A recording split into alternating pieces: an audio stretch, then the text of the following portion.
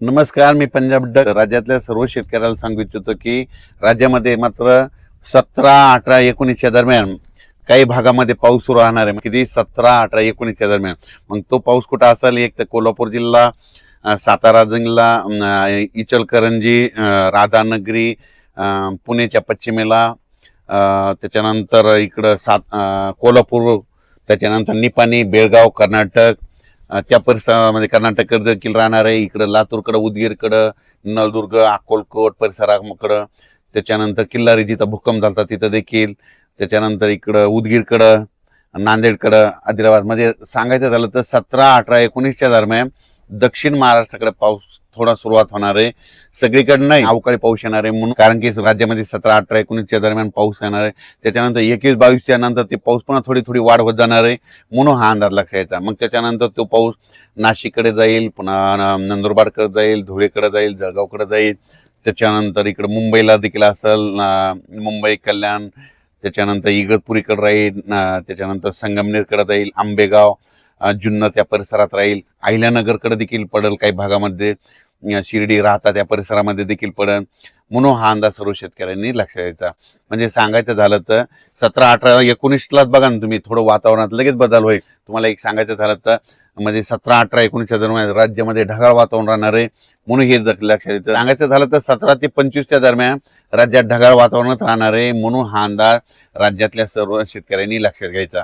मग सांगायचं झालं तर विदर्भामध्ये देखील नागपूर जिल्हा झालं, वर्धा जिल्हा झालं, भंडारा जिल्हा झालं, त्याच्यानंतर यवतमाळ जिल्हा झालं, वाशिम, हिंगोली, अकोला, बुलढाणा, अमरावती ह्या परिसरामध्ये देखील काय होणार आहे, म्हणजे ह्या 22, 23, 24च्या दरम्यान वातावरणात बदल होणार आहे. म्हणून विदर्भातल्या त्या शेतकऱ्यांनी देखील अंदाज लक्षात घ्यायचा. कारण की त्या भागात देखील थोडं पावसाचं वातावरण होणार आहे. हे अवकाळी पाऊस सगळीकडे नाही पडणार, पण राज्यामध्ये वातावरणामध्ये खूप बदल झालेला बदली झालेली दिसेल. म्हणून हे लक्षात घ्यायचं. मराठवाड्यात देखील तुम्हाला एक सांगू इच्छितो, मराठवाड्यात देखील 17 तारखेला म्हणजे काय होईल, आभाळ येणार आहे 17, 18, 19च्या दरम्यान.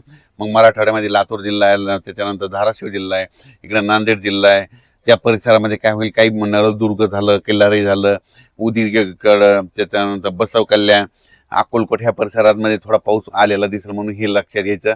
ज्यांचा हळद असेल, कांदा असेल, झाकून घ्यायची. त्याच्यानंतर परभणी जिल्हा झालं, नांदेड जिल्हा झालं, हिंगोली जिल्हा झालं, संभाजीनगर, जालना ह्या परिसरात देखील 17 तारखेपासूनच ढगाळ वातावरण होणार आहे. म्हणून हा अंदाज लक्षात घ्यायचा. हा पाऊस सर्वदूर नाही, पण मात्र भाग बदलत काही ठिकाणी गारपीट देखील होईल. म्हणून हे देखील सर्व शेतकऱ्यांनी लक्षात घ्यायचं. या पावसामध्ये वाऱ्याचं प्रमाण देखील जास्त असणार आहे.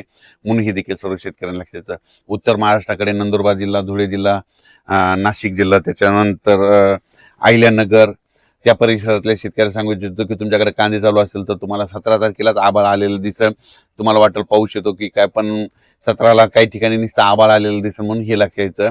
आता 22, 23, 24, 25च्या दरम्यान फक्त भाग बदलत विखुरलेल्या स्वरूपाचा हे अवकाळी येणार आहे. म्हणून हा अंदाज सर्व शेतकऱ्यांनी लक्षात घ्यायचा. काही ठिकाणी गारपीट देखील होईल. म्हणून हे देखील सर्व शेतकऱ्यांनी अंदाज लक्षात घ्यायचा.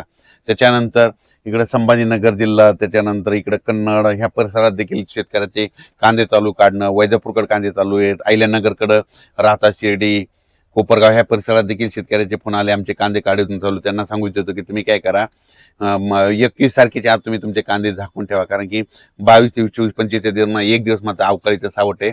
म्हणून ते देखील त्या शेतकऱ्याने लक्षात घ्यायचं. ह्या पावसात देखील राज्यामध्ये गारपीट देखील आहे, वारं देखील आहे, विजा देखील आहे. ही अवकाळी आहे. म्हणून हे देखील सर्व शेतकऱ्यांना लक्षात घ्यायचं.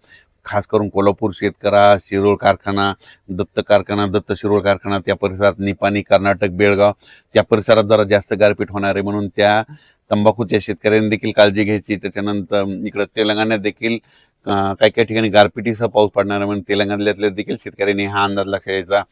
त्याच्यानंतर इकडं सातारा जिल्ह्यातल्या शेतकऱ्याचे आंबे देखील आहेत. म्हणून त्यांनी देखील हा अंदाज लक्षात घ्यायचा. पुणे, जुन्नर, पुणेकरांना देखील पाऊस पाहायला भेटेल. पुणेकरांना देखील हे अंदाज पुणेकरांना देखील लक्षात द्यायचा. मुंबईला देखील हे पाऊस अवकाळी पाहायला भेटेल. म्हणून मुंबईकरांना देखील हे अंदाज लक्षात. मुंबईकरांना काही ठिकाणी गारपीट देखील पाहायला भेटेल. पुण्याकडे देखील काही ठिकाणी गारपीट पाहायला भेटेल. जुन्नर, आंबेगाव त्या पट्ट्यात देखील गारपीट पाहायला भेटेल. म्हणून ह्या अहिल्यानगर जिल्ह्यातल्या शेतकऱ्यांनी देखील अंदाज लक्षात घ्यायचा. म्हणजे सांगायचं झालं तर 26 तारखेपर्यंत वातावरण खराब आहे. तर तुम्हाला एक सांगू इच्छितो की उन्हाळ्यामध्ये पावसाचं कसं असतं, एकदम टेम्परेचर 38 पासून 43 अंशापर्यंत गेलं, शेवटी निसर्गच काय करतंय की लगेच पाऊस तिथे येतंय म्हणून हे कंपल्सरी शेतकऱ्यांनी लक्षात घ्यायचं. अचानक बदल झाला तर परत एक मेसेज दिला जाईल. धन्यवाद.